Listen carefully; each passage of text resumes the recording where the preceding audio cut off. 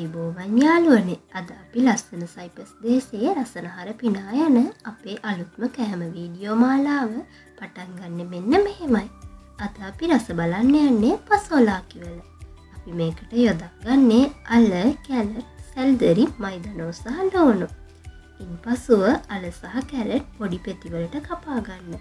සැල්දරි, මයිදනෝ, ලූණු සිහින්ව කපා ගන්න.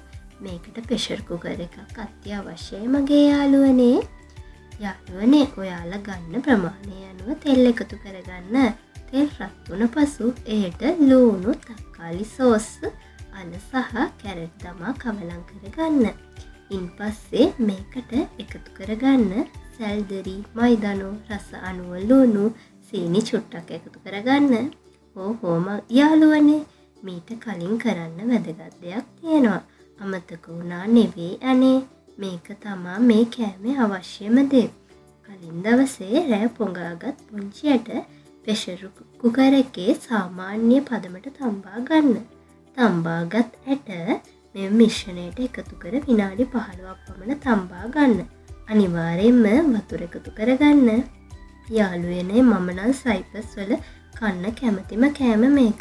මගේ රසනහර පිනා යන කෑමක් මේක. කාපු අය කමෙන්ට් එකක් දාගෙන යන්න.